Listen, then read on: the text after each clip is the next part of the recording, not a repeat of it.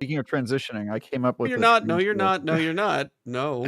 No. Wait, are we live yet? We are live. Live People now. can hear us. No. Hello. How are we doing? Yeah. About that. All right. Silence on the set. Oh, you gotta get a sip of water first? Get your sip of water. You're good. Here, I'll do the same.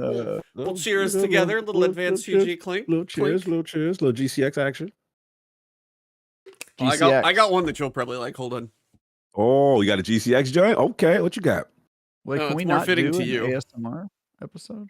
Ooh, whoa, I never seen that. Wow, that's clean. I like that. A little metallic joint too. I like that. Reflective. Wow. Yeah, I'm feeling that. All right. You can see yourself in that what are they called? Shaker. Ice shaker. Shakers? No. Little shaky, No, there's shaker. another word for it. Oh, are they just called got shakers? I ain't even got to tweet out. Ice What am I shaker. doing? Falling down, buddy. Out at least. Falling Let me down. get the tweet. My co-host just, showing up just to talk. Yeah, What is this?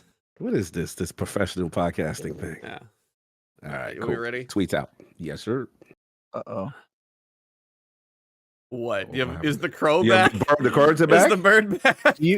So did you guys I was talking about the crow was there again on Sunday right after we did our show on Thursday.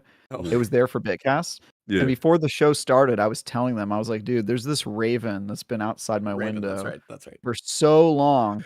And then as the show started, like 5 minutes later, I got this big notification on my phone from the San Francisco Chronicle, and it said the crow and raven population in San Francisco is spiking. Here's why. And it had this chart with crows and ravens, and you could see them year over year. And then it was just like straight up, dude, like a straight, like, ooh, just like straight up. And I was just like, what the? Like it was such perfect timing, and I just started laughing on the show, and then I had to stop the show to explain why I was cracking up because it was so. I love it. You set up for the Alfred Hitchcock joint now. That's one of my favorite horror movies. You ever see The Birds? Birds. Yeah. Oh, that's classic, bro. You set up for The Birds now. It's going down. Say Yeah, let's get it. Debate. That like I what's didn't the picture you actually liking any horror stuff, or is that I'm old enough? really It's kind of cheesy. It's old enough because my parents made me watch it, and that movie terrified me. Yeah, I was like, I don't think my wife likes Cujo. I don't think she liked the birds, but she's not scared of them. Hers is snakes. She just fucks snakes. So The Birds was filmed in California. Yes. And 1 year, my childhood was crazy, but 1 year I was traveling around, and for whatever reason, I ended up staying in the home that the birds attack at the end of that movie. Oh, and it was like a novelty home that they would rent out to people who like wanted to be there, Yeah. And like they had like, pieces of the movie set and like factoids all over the house and stuff. That's dope. And I ended up sleeping in a sleeping bag in the living room from that house.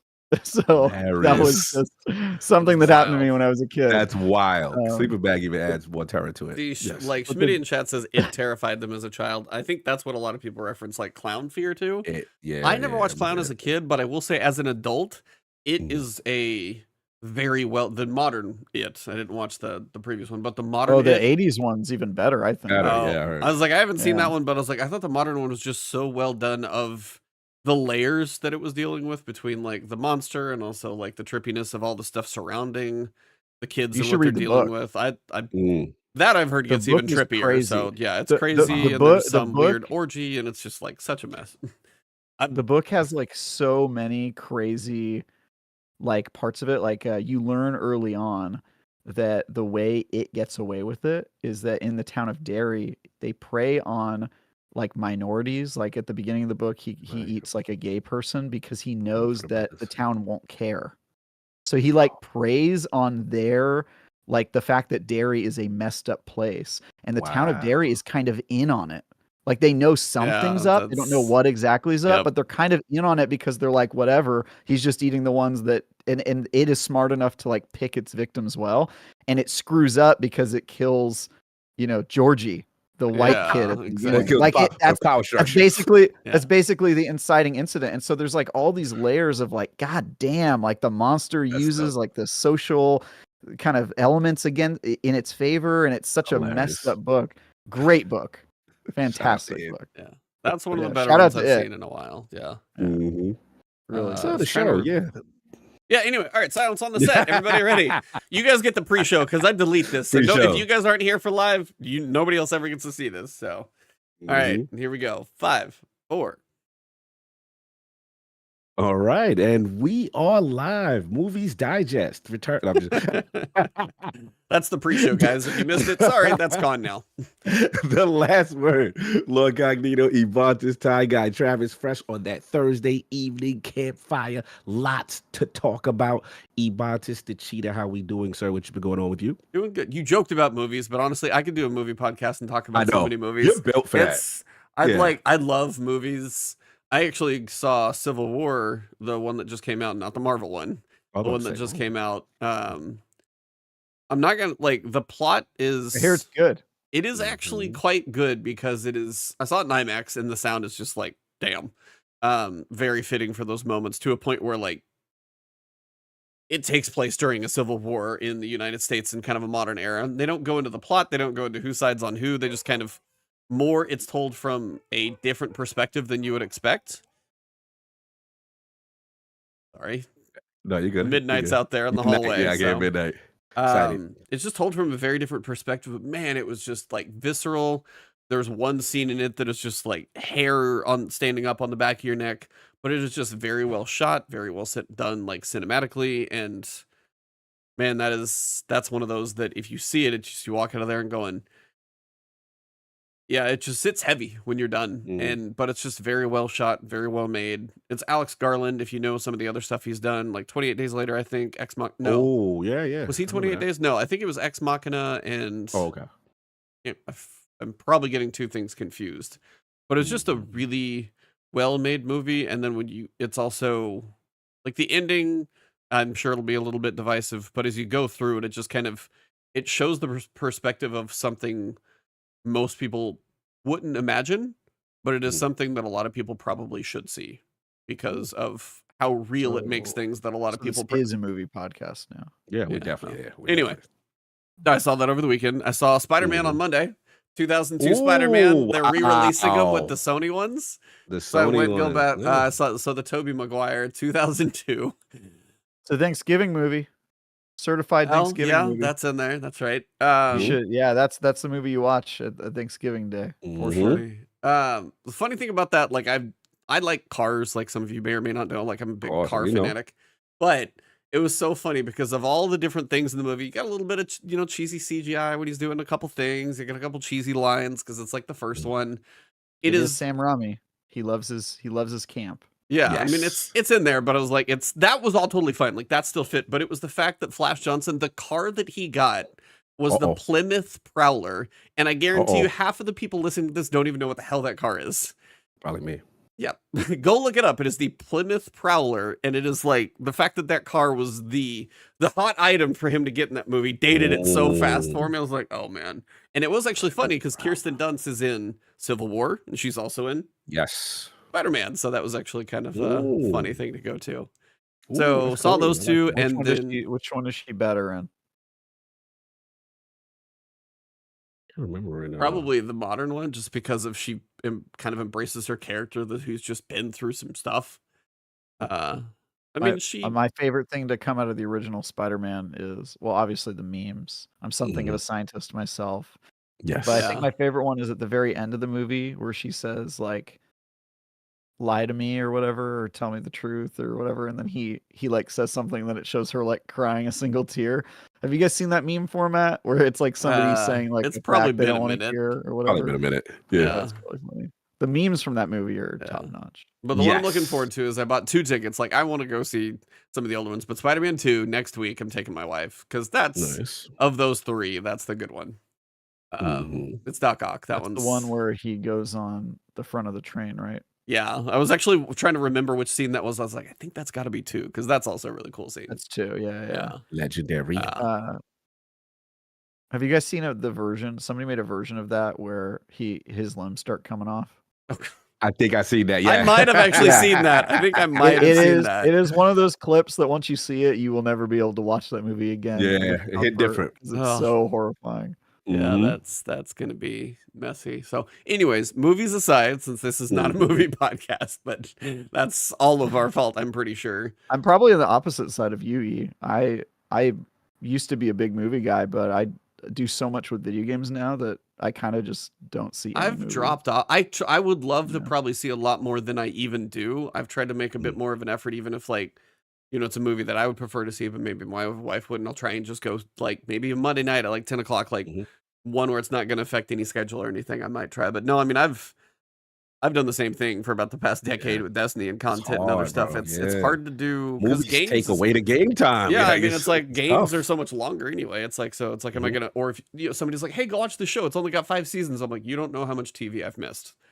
Same thing. So there's a couple big ones that I would love to watch, but it was like, where I did watch one episode of Fallout. Started good. Started really good. Kind of liked everything where it was going. So I will, again, try and find time to work through that pretty slow. I mean, I've heard amazing things, so it's like that I want to get to. I finished Tales of Kinzera Zao. You guys will hear more about that later. I can say that I've been playing it. I've beat it, and you guys will see more about that soon. Comes out next week, and just get ready. That's all I can say for dates and stuff without breaking embargo. And then today, a game that I've been waiting for so long since I saw the tease of it, Ori and the Will of the Wisps and Ori and the Blind Forest are two of my favorite platformers. Like Super Metroid was one of my games growing up. No, sorry, not Metroid. Those are platformers. I was thinking of Tales of Kinzera. That's the Metroidvania. Wrong connection. I think Ori is also a Metroidvania. It kind of, yeah, I guess it is. I think I would call it that more than a platformer. Yeah, because you don't do as much like backtracking in Ori so much, if I remember correctly. You do. No, you do. You do? You get powers that let you move differently. Get double jump. The powers. It seemed fairly linear though. Like, if I remember correctly, it's been a minute, but again, I played both and love those games. Cried in both of them. And then their new game, No Rest for the Wicked, is out as of early access today. I put about 4 hours into it, and I am loving this game. I don't know if I can say enough good things about it so far. It's just doing a lot of things that work for me specifically. So you have an ARPG setup. You have the isometric angle. You've got the world in that. You've got a little bit of gear and stuff of that nature. But it's going to be deliberate melee kind of Souls-like combat. So you've got to be very specific on the parries, which I've still got to learn that timing. I'm not doing great. But the dodges are... shield makes it easier. Yeah. I was messing around with the big claymore, which is fun for damage. But it definitely... And you can parry with it, but it's a learning curve. You just have to get the timing way better. Like the shield makes it so easy. Yep. So been experimenting. But it's the art style that they put together in their games. Both of the first two are stellar, and this one takes it to another level.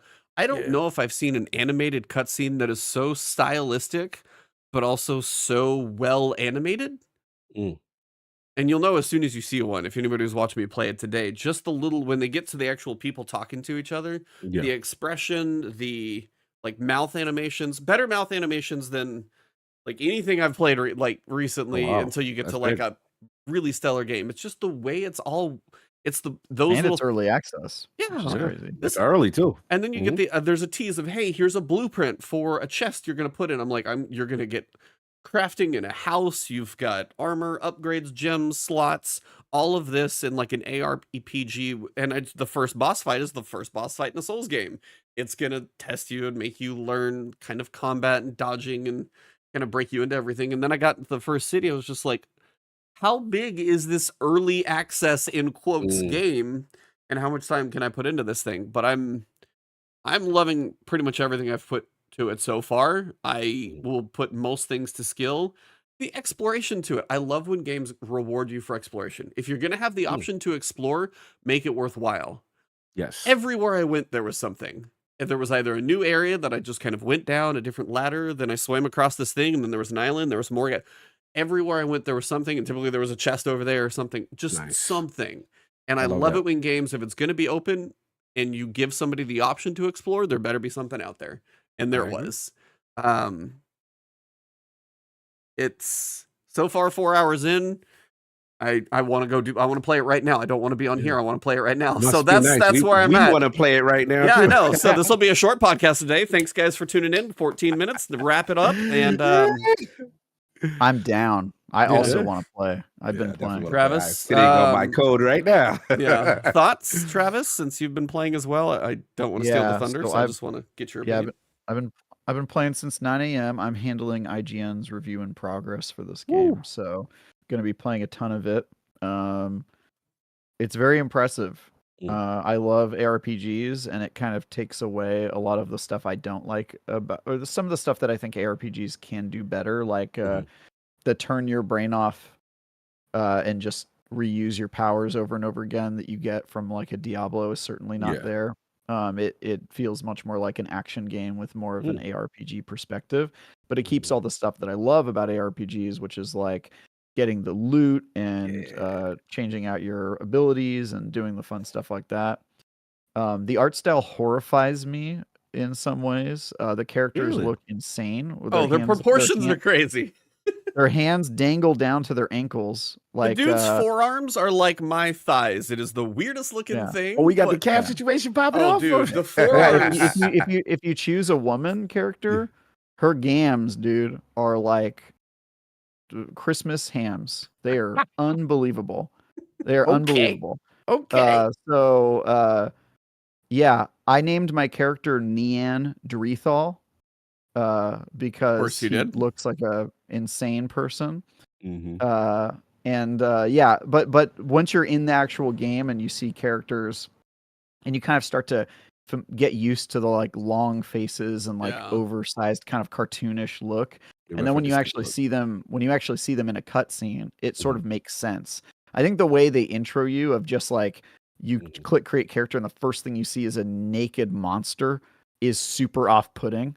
And I really hope that in the final version they introduce the art style better so that I know I don't just get 100% thrown into this body horror. But once you're actually in the game and you start to see the art style, it makes sense and you get over the weirdness. And I actually love the art now. Just the characters' proportions are all over the place. Scary. They actually are going to give me nightmares, I'm pretty sure. They just look really stretched out, like they were on one of those torture machines, that stretch their limbs. Well, it's like take your upper arm, and then your forearm are typically about the same. If you take the forearm, make it bigger than probably the upper arm, noticeably, and also like my forearm would be up to my fingertips, and then my hand would be out here. Yeah, damn. And it's like you kind of have a little bit of the gorilla arms because like the forearms are massive and beefy. And then, but the long, tall faces, as you said, they're weird. But then when you get in a cutscene, they're so expressive. It does work. It's this. I have a theory. So I would love to ask them how they landed on that. Because it's an ARPG, I have a theory that the people in this fantasy land evolved to be able to scoop up loot easily, so their hands can basically touch the ground while they're in the standing position, so they can scoop up, items and gold without having to bend over. I think it was a world building thing where they were like, if the world was all about collecting loot, what would the humans look like? Or maybe it was just a style choice. Who knows? You know what, Ebontis? You're ruining my immersion right now. Right? He's giving you the deep lore. This is my head canon, bro. That's fine. You need to read the lore. You need to read the lore. He got the grimoire. He got the grimoire. Okay. So, aside from that, though, I'm loving it. I'm surprised there's so much in the game. It has technical performance problems. Yes, I've had some frame chunks, from frame drops. But that's to be expected in early access. Everything else, though, so far, it seems really good. And the game is fully out for people who want to buy it. So I'm trying to get my review in progress out as quickly as possible. Probably Monday I'll have like my initial thoughts, and then I'll write more whenever I finish the content. But so far so good. Really cool. Very different take on RPGs. Doesn't have classes, which is kind of interesting. The weapons are very unique, though. Like each weapon, the weapons has its are unique, style. But you don't have a reason to make 5 different characters, each with their own. Because there's not like a sorcerer and a druid like there is in some of the others. I did get a staff though that actually has like a fireball as like a focus skill. which is what you're working Yeah, on. for those of you who say I'll wait for the review, great. That's what I prefer anyway. Please wait for the review. Please wait for the review. So yeah, I'll let you guys know how I feel. I also want to give a shout out to another game, a Souls-like, called Another Crab's Treasure. I want to play that too. I am allowed to say that I am reviewing that game, and that's all. Actually, I guess a more accurate way to put it would be I reviewed that game. I'm fully done with the review. It's gone. It's just this one has a very long embargo. The embargo lifts on April 24th, which is sometime next week. And so next week, you'll be able to read my review, which is done. But for now, I'm just chilling and playing other games. Nice, so, nice. Yeah, I can't say anything about that game except for that I beat it and that I have a review coming out. I can't state any opinions on it. So yeah, same with me and Zhao. It's like I've beat it, and that's it. Yeah, my review is done, and it'll come out later. But yeah, I'm fully on this other thing, and we also got some Eternal Strands stuff out this week. Nice. So if you've been keeping track of that, we got the article. I haven't watched today's. Yeah, we got a preview out yesterday about the power system and physics and how you can combine powers to do crazy stuff. And then today we had an interview with the art team to talk about how they settled on their art style and how difficult it is to make your game look like it was painted and other stuff. So pretty cool. And then next week we've got our final piece for the month with Eternal Strands, which is the world first preview. It's my full preview of Eternal Strands, me just fully opening the kimono and telling you guys what I think of this game. So good time. With that verbiage, but okay. I feel like you own a kimono. I do not, but and if you don't, you be careful with opening others' kimonos. You need to own a kimono because you would kill that look. Can you imagine Cog with a kimono smoking a cigar? What size kimono is he going to have to order from overseas? Definitely for the beefy boys out here. Yeah. I don't know, but he's going to crush it. He's going to crush it, dude. And he's going to be comfy. I respect it. I've seen it before. Farting through silk, bro. Good. It's good. Ridiculous. So anyway. Chat's just like, kaboom! Kaboom. About how that would go. Just ripped. No doubt. But yeah, for me, being on the movie theme, finished the entire Fallout TV show. Nice. Absolutely loved it. Love Travis's character. He made his debut in the Fallout scene. Oh man, I absolutely love it, bro. You killed it. You killed it in Vault 33, bro. I did. I'm Glenn. Yo, he is you on some level. He's just this very introspective, very dangerously curious person who gets into stuff, and it's very hilarious. He's one of my little heroes in the show. But they killed it, man. They got the essence of the show. They kept a lot of source material, and it is just addictive. It is truly addictive. I didn't expect to like it the way I did. I was kind of like E, like, oh, I'm gonna try like 1 or 2, and then I'll get back to it. Oh no. Once from episode like 2 on, I could not stop. I'm like, okay, I gotta stop. I can't watch this whole thing in one sitting. I got other things I gotta do. But yeah, man, they nailed it. They absolutely nailed it. I like where they're going. Gore, it's morally gray on a lot of levels, but the classic humor, and then what makes Fallout to me is that 1950s, that they have all these horrible things happening with this kind of hilariously themed music going on. And as a person who played Fallout 3, there was some iconic callbacks that I'm like, oh, I know where they are. Like, you kind of think it's just for a video game adaptation. I ain't gonna front. I think I'll have it as the top. They really nailed this. I was blown away. And this is something I did not expect. I came in with very middling expectations. The preview seemed cool. The trailer seemed cool. But no, they did that, man. So highly recommend that. And as a result, I'm like, all right, I got to play something Fallout. I know the Fallout 4 update is not until like the 25th. So I actually tried Fallout 76, y'all. Have never played it. Saw the horror stories at launch. I reviewed it at launch. Oh, bro, I'm like, this is actually not that bad. Like, they revamped the engine. Like, yeah. It is like a completely different thing from what I saw. That's pretty That's decent. kind of the ZeniMax model, because ESO wasn't as bad as Fallout 76 when it came out, but it still wasn't great. I played it at launch too, and that game was to call it half baked would be generous. Like it was less than half baked. Oh yeah. And they really, really, really do not give up on their games and put in the effort. And I think in both cases, ESO and Fallout 76, like they're much better now. My original review, I think I gave it a 4 out of 10. Yeah, it was and horrible. I titled my review "Worst Virginia." Nice. I like that. You guys see Fallout got renewed for season 2? Yeah, bro. Shout out to Resident Evil. Do I think it's better? As it should. Look, Last of Us is great, and I think one of my episodes with Bill is kind of like one of my favorite episodes, kind of like of all time for it. But I gotta admit, I think I gotta give Fallout the better series, man. I overall that, and don't get me wrong, this is like greatness versus greatness. That's how good Fallout was to me. I was blown away. I highly recommend you guys check it out. So that was. I started it. I want to watch it just for not parroting the game. You know what I mean? It does its own thing. Which it does its own thing. Yeah. That's what I want from games. I want them to remind me of the game and invoke them, but I don't want to just experience the same thing I saw. Exactly. Yeah. And they nailed it with these characters. And what's my man? Walton Goggins? Bro, superstar. That was my man he used to be in The Shield and Justified, all these kind of morally great characters. And then here's the thing, I won't spoil, but the best part of this, the Vault Dwellers are the most hilariously naive people you will ever meet. I already got that from episode 1. Bro. And then they're like living underground for 216 years. Yeah. Yeah, with just basic things. It's Unbreakable Kimmy Schmidt. It's that joke. Yeah. Yo. Or what's the Brendan Fraser movie, Blast from the Past? My wife reminded me of that too. Yeah, kind of like that. Yeah. Yeah. They killed the one where they're in the bunker for like 20 years or whatever. Yeah. So we got that. Like obviously. So I'm playing that. Obviously, ton of Destiny, which we'll get into. Which Travis was reminding me, stop playing Destiny, stop playing Tech.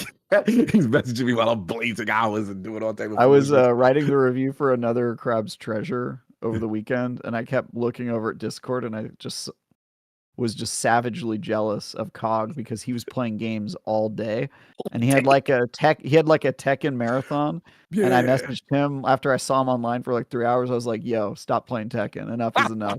And then like a couple hours later, I just saw him playing Destiny, and he played that for hours too. And so I messaged him, "Bro, stop playing Destiny. Enough is enough." And he's just like, "What are you doing? Why are you messaging me all day telling me to stop playing games?" And I'm like, "Dude, I'm so jealous you're gaming right now because I'm writing and I was procrastinating." Yeah, no, it's all good. Yeah, it was good. I did that, and then shout out to the only thing that happened today was that I can now talk about is Kingdom Come Deliverance 2 finally announced. I was able, to check that out. Kingdom Come Deliverance 2 was announced today. You guys broke it as well. And man, I was so I had to play stupid. But bro, I'm so proud of them. Engine looks great, Crytek, and to me, it's always been the more realistic version of Skyrim, and like just eating and sleeping and almost a simulation style in conjunction. My only hope is I felt the combat in the first one was a little too complex, a little too rigid. They seem to be going way more. They got crossbows on horseback. Now they got more stuff. But I just hope that it looks just as complex. And I think for some casuals that may be off-putting this hardcore combat style. So I'm just hoping they have a better, Fallout 4 is better than Halo. As long as they keep the illiterate mechanics, I'm in. Yes, illiterate. You could be drunk, naked, you could stink, you could do all type of social abnormalities you can do in the game and the world reacts to you. So and then they're going with the whole, tropes as far as to play the way you want to play. You could be a bastard, a peasant, a lover, a thief. They're going all out with the role playing. So you could tell the budget's up, the score is up, the graphics is up. I think they're using CryEngine. I'm super proud of them. They look like they're going all out and coming out this year for next gen. So that's been it. And this little Destiny game I've been playing a little bit too much of. That's been going on too. Yeah, a little too much Destiny. Yeah, a little too much. Well, then take off the Destiny talk. What have you been doing in Destiny? What's been keeping you so busy? Yeah, well, obviously, Onslaught. I've been doing. I've unfortunately cannot report any shinies. Shinies do not like me. Did not get any outside of the one that you get for unlocking the weapon, which is that default boring roll that nobody really likes for most of these weapons. Yeah, you're getting none. And I'll say the best one was Destiny the Meme. I think we had her on the podcast. He was up to 700 and we did. 710 waves till she finally got a shiny to drop. Bro, Now I've had a that's few. crazy. Like I've Screw had a few. Like I was a little more consistent than her, but she had a really long streak going. And she finally got like a crappy edge transit or something. I haven't had a lot, but I've had a few, enough to be like, all right, they do exist. But Yeah. So seems a it's little rough. been unlucky there. Had some interesting instances with some randos doing foolishness when the tormentor spawns. Yep. And I'm like, bro, go away from the ADO. I did not know that you can heal the little things. Yeah, with throwing the little orb helps all the defenses. Yeah, that was something that seemed to get figured out in the last couple of days. So I've been doing that, and got a decent midnight cool, but I'm still looking for what is it, kinetic tremors and like Firefly stuff like that. There's One a couple for all. different ones. And my confession is not really enthused by Mountaintop. Not really. It doesn't seem to be hitting quite as exciting as some people I think would like it to be. I haven't looked through God rolls. I haven't got my hands on any of them yet, honestly. Midnight Coup people seem excited about. I saw Elsie's Rifle, couple different video reviews. Nomad is loving that one. Yeah, and it's good. It PvP dope, but PvE a little. It has the role that you want on. Yeah, it has the repulsor. Yeah, I want, and I still. It's I have sick. My focus has been on Recluse. I still haven't got that one yet. So I want my repulsor. Whatever the other half of that perk combination is. Repulsor, Blaze, destabilizing. Destabilizing, yeah. I would like to get just one of those, just at least tuck that thing away, whether it's a shiny or not. And then I could work on focusing something else. I would like a good succession as well. Oh, I got one. I got a bunch of those. And I'm happy because I was very unlucky every time I did Deepstone, Travis's favorite T-Secret. So I would always get horrible successions, or I wouldn't get that. The two weapons that everybody wanted, that and like a God roll heritage, I'd always get terrible rolls or wouldn't get them to drop. And I finally got succession. I got like all the different variations, the recombination, the Vorpal. I love succession. It's really good. So here's a question, since Prescott kind of brought it up. I've seen this discussion, like I've seen Tassie being like, for a while, saying like crafting ruined the game. And then I've seen people talking about wrong though. Well, it's like, and then I was like, this is where I think there's a middle ground. People are like freaking out going the other way. People are like, oh, it's so exciting to get a shiny. And I'm like, so where do you guys fall on the fact that now we're grinding hours and hours and hours? I could go these entire 2 months and not get the one roll I want for Recluse, or I can go craft one. Where are you now after having a couple years with crafting, having that situation, seasons, and all of those things going on, versus now we're back to something purely random? Where are we at? Yeah, Trav, let's you answer first. I think both can exist. I don't think everything has to be craftable. I think you give entirely random rolls for the people who want it in certain areas where it makes sense. And I think you give craftable in areas where you don't want them to suffer. Like for me, raids and being entirely random is just pain because nobody wants to do a raid 40 times. And so I think if you can have it do it a couple times and get the guns that they want to be craftable. I mean, crafting is already so much work, between leveling it up and rebuilding it and all that stuff. It's just a ton of work. And so I think both things can exist. If there's not a way to craft it, I'm probably not going to grind for it because that's, to me, like Onslaught is just not worth it. And there's nothing in the game that's difficult enough that I need Onslaught weapons to succeed. I don't need the perfect rolls there. If it's something that I can craft, I'm much more likely to do it. But even then, I'm kind of asking a lot, right? I have to get like 8 copies of the gun or whatever. Like it's a lot. They're already asking us to do a lot. I don't think we need more. And I don't think crafting has ruined the game. I think that's pretty silly. I think it's probably made the game much more predictable in how you get the rolls that you want. But I don't think that's a bad thing. I mean, I'm not out here begging them to like force me to do the same activity 4,500 times just to get an item. I think shinies is actually the better solution they've ever had because you can't craft a shiny. And so I think if this Onslaught event had craftables, but there was still a shiny, I think the hardcore people would still be incentivized to do it. And the people like me who are never going to grind for the perfect roll would be able to craft it and move on. So I tend to be on the side of crafting, but I'm also like actively trying not to hate Destiny, right? And the best way to do that is like minimal. You know, play as much as you're having fun, and then stop, and don't force yourself to play when you don't want to. In Onslaught, I think I ran it like 4 or 5 times, and by that point, 50 rounds, each of them 90 minutes or an hour, or whatever. Definitely about it takes a while to get there, right? 60 to 90 minutes, depending on how it's going.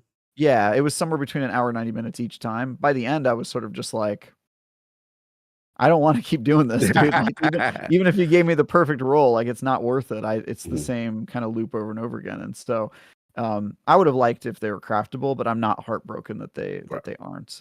But I still do think crafting should largely stay in the game. I think it's helpful for those who, especially activities you don't want to repeat all over and over again, or activities that weren't like designed to be repeated over and over again, right? It doesn't make sense to like force people to do it arbitrarily just so that they can get a perfect roll. So I mean, Prescott said it in chat. He said, crafting has only ruined the game for those that spend too much time in the game. I mean, that is, if you are somebody who lives and breathes this game a lot, does crafting take away some of the reason for you to keep playing as much? Maybe, but for the people who don't want to live and breathe the game, it actually makes their relationship with the game a lot healthier, knowing they can put in X amount of time, and then they can still have, pretty good arsenal to go along with that time. It's still a lot of work. It's not. Yeah, it's like it's not. Yeah. I mean, whether you do like a weekly roll or whether you get lucky, it's like there's still some grinding to it, but there's light at the end of the tunnel. And when it's like random, that's what I said. I was like, I could do my recluse as my focus for the next 2 months and go through and do as many drops as I'm gonna get, and I may just get unlucky, and that would suck. So we'll see how it all goes. But I saw that kind of discussion coming back up. Some people are like, because some people were saying, I haven't been this excited about a drop in a while. Yeah. And that's another feeling, because you is the other one I want to ask, because you're always over here like, what about those moments? Where are we at? Come on. So I was like, now I kind of want to get your take. Where are you at with regards to crafting, the shinies, kind of just this as we go into final shape? Where would you like to see this balance? Because Travis said he doesn't want raid weapons to be there. I've actually seen some people on Twitter say raids are the things that shouldn't be craftable due to the special nature of the event. And I was like, but I understand Travis's point, but I also kind of see theirs. So where are you at in all this? It's funny that we've got crafting to settle for a while now, right? So the way I look at it is this is their solution to you being unlucky, right? So I think that what happens is, let's be honest, a lot of these raid and these dungeon weapons that have random rolls, that have these amazing archetypes that generally are best in class, right, at their respective weapon type. So crafting to me is the middle ground for the people who, okay, either you're unlucky, you can't get those weapons to drop, or when you get them, they're terrible rolls, right? So you get maybe an archetype that maybe not as dominant or doesn't have the great origin trait that the raid weapon has, but you still have a solid version of it with its own craftable thing. And then I guess the trade-off is you can make it enhanceable with the perks, right? Get that little extra second on, Rampage or whatever it is, right? So that's the medium. I think that for my play style, I'm always going to lean towards probably the higher end activity first before the crafting, because I feel like those weapons are best in class. If you really, blow for blow, stat for stat, we've had moments where, Heritage was best in class at kinetic shotgun, Secession. Usually, the rocket from the what is Apex it? Predator. Like there's generally the raid weapons end up being, because what it is, they always come with unique perk combinations where generally the third column they'll put in a fourth column perk in the third column, and you'll get these dope combinations. So I like that per se, but now this is where I kind of align with. I think we've all of us have discussed this on this podcast, where my issue comes down to probability on like doing things to increase probability. And I just feel they still suck at that, because there are times where I'm like, okay, bro, I did this. We ran the raid with all warlocks. We did all the things. And, you claim I'm going to get a better percentage of the drop or the raid exotic. Come on. You know what I'm saying? So it's like that part. And still to this day, shout out to citizens in the chat. I remember when I was going through the collective obligation grind for Roke in the Valve Disciple, and it would not drop for me. Bro, there was times we ran that when it was the featured raid. We ran that raid like 20 times. I counted it. People who already had collective obligations were getting the gun again. No, that was, I mean, I'm like, I had this experience in Gjallarhorn in D1. That was like Constantly. my white whale, and my buddy had 9. He filled up his heavy slot. I've said this before. He had 9 Gjallarhorns before I got one. I'm like, something is not quite right here. how is the algorithm Yeah. not knowing this? I That's the part that Yeah. that bothers me. Yeah, I'll let you finish. No, I Yeah. was just gonna say, I was like, well, I have a thought, so you can finish yours. So I have kind of a Yeah, no, look, for right now, I'm still cool with the way things are. Obviously we have attunement. You can now, focus that weapon in the way you want it. But I guess with the shinies, yes. My only nitpick with the shiny, I like the rarity, that's cool. My only nitpick, if I do a bunch of 50 run legend onslaughts, can I get a little probability, please? So there is stuff can you coming bump in me the up to Twid 5%? for Oh, they talk about it? Okay, for- good. That's all I'm saying. something. Yeah, well, no, it was a Twitter thread yesterday, if I remember right. It was actually a feedback. This is one of those things where it's like they drop a massive amount of feedback in a Twitter thread, and I'm going, not everybody has Twitter. Right. They don't always know. Destiny 2 team, I want to say is, yeah, okay. Okay. Yesterday, we've been following feedback that there should be better incentives to stay in Onslaught for the full 50 waves. The teammates don't dip out after wave 10. And that was the biggest thing, is people are going to find the path of least resistance. So they would do one wave of legend, get their double drop at level 10, and it's easy, and they out. And that's their quickest way to get that loot, because you're getting still some tokens from it. You're getting the other. So they're trying to incentivize people to stay longer and go for the challenge. So they said change 1, a chance for additional weapons to drop when you complete a wave. The drop chance will increase per wave until you get your weapon, and the drop chance will be guaranteed on wave 50, so you get at least 1 extra drop. A bonus weapon will also drop after you complete wave 50 in either difficulty. This change, along with the following, means that completing 50 waves will guarantee 2 additional weapons, which is some, but I feel like for a lot of people that's not enough. So it's kind of, but they are trying to give you more incentive, also more tokens, or trophies of bravery, sorry, same thing. The later you get into waves, the more tokens you're going to get by sticking it out. So they're listening to feedback that the incentive is less there, but it was like, to combine all of what you guys were saying, for Travis's point, I think both could exist. I think for what you're saying is make the raid worthwhile too.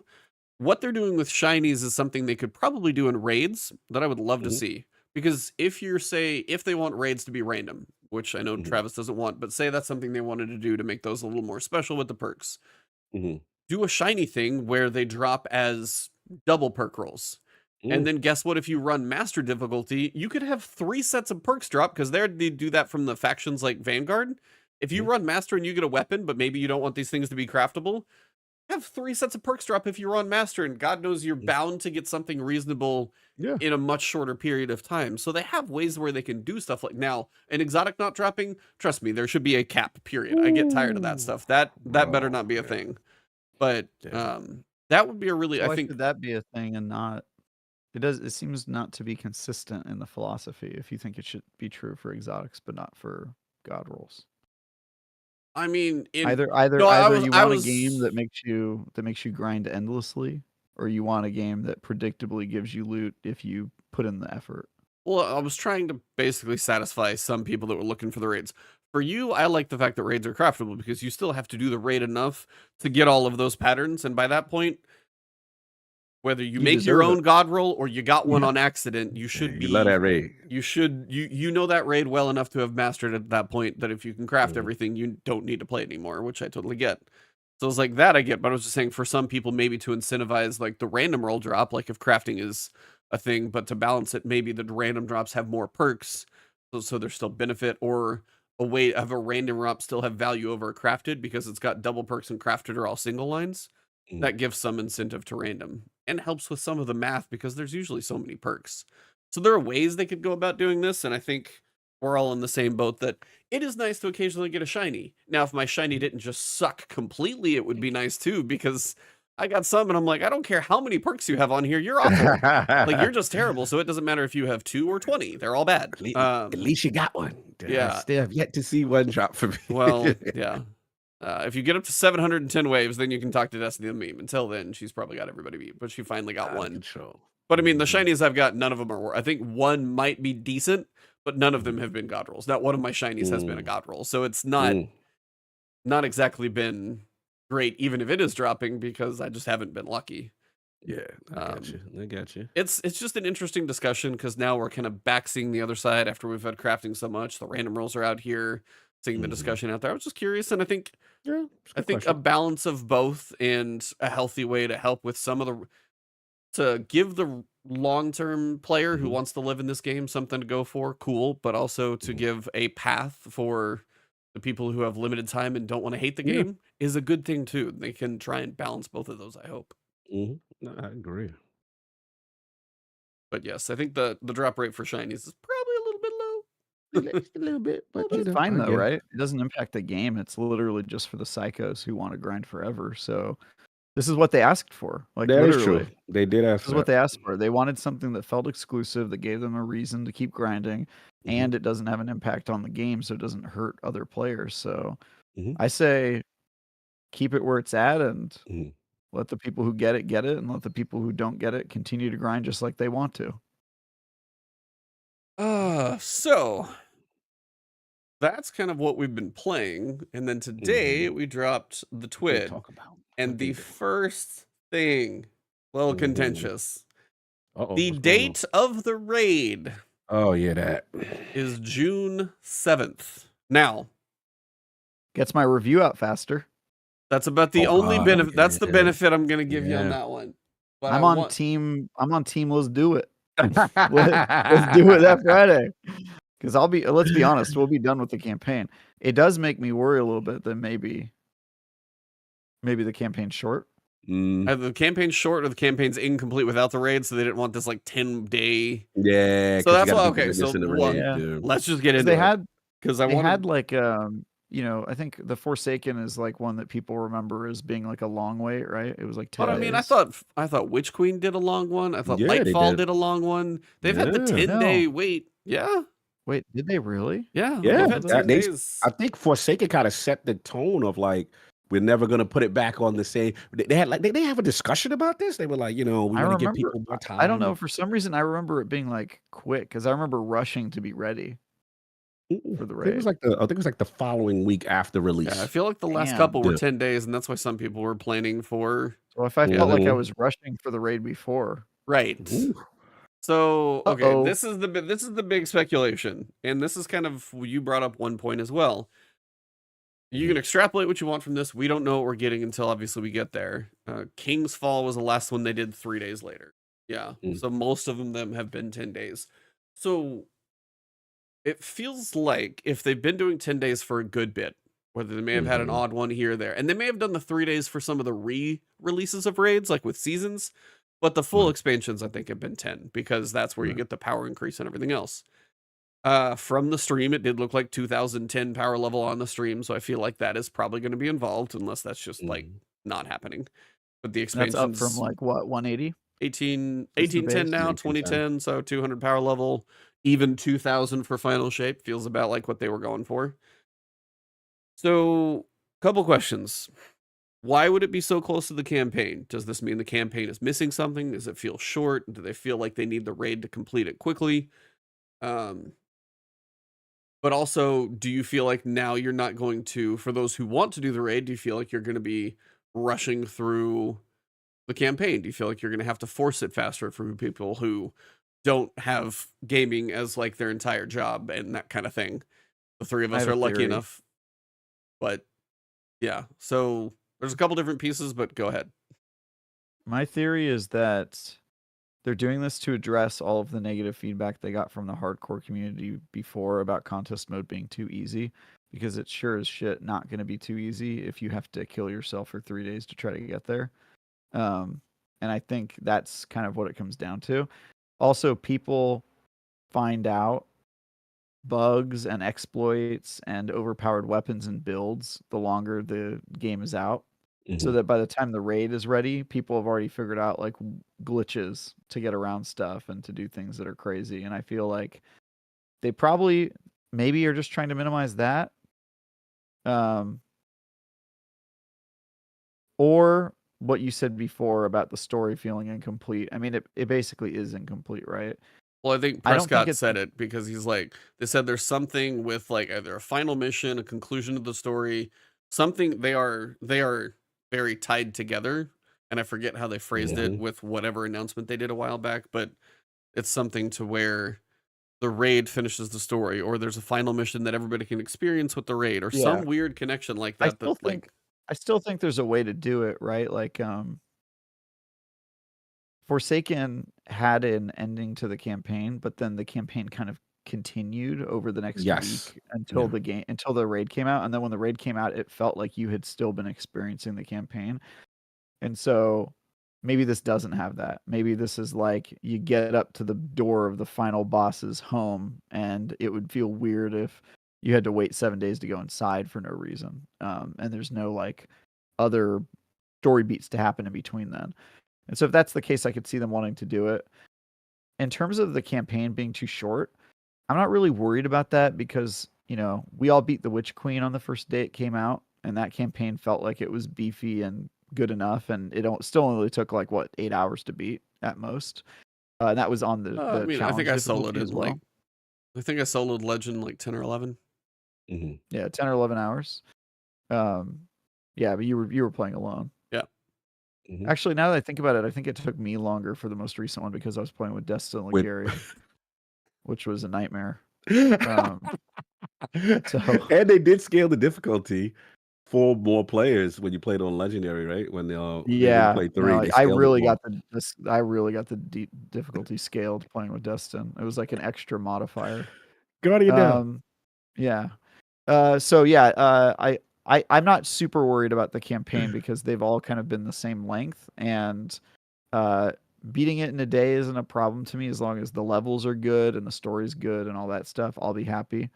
And yeah, I forgot about that catch-up mechanic where you get your power level way up if you beat it on the hard mode. So yes, I'm Yeah, definitely they going to give do you- that. That's a great way to get there real quick. Yeah, do So, Legend and get your. So the power leveling didn't really matter.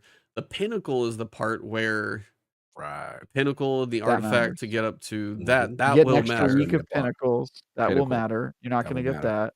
Okay. And then also the exploit thing, right? Where we always find out like which exotic is broken as And hell. then they and usually I just don't turn think it off like the Thursday Yep. night before the raid or something. And they usually release like some fragment part of the new subclass. I'm assuming Prismatic, that if they gave it to us in the beginning, they know it would help us clear stuff after easy. you beat the raid, you get a couple other after you beat the fragments raid, they're for gonna give us Strand some or something. Prismatic stuff that really makes Yeah. the builds powerful because they want to I could see maintain that. difficulty. I could also see like a week 2 of the expansion exotic mission dropping that has a broken exotic that they don't want you to have for the raid or whatever. So it could also just be like how much can players figure out about how broken Prismatic is in those 3 days, right?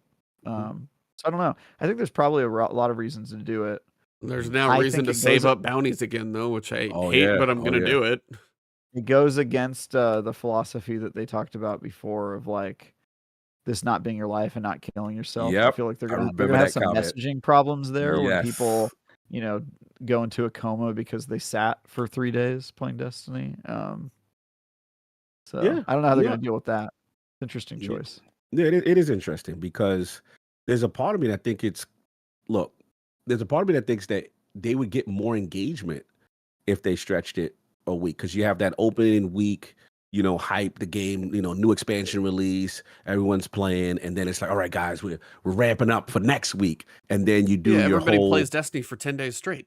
Yeah, for 10 days straight. So to me, I felt like it's counterproductive. So, but I do agree with Travis in the sense that I think the reason why they're doing this is strictly narrative beat.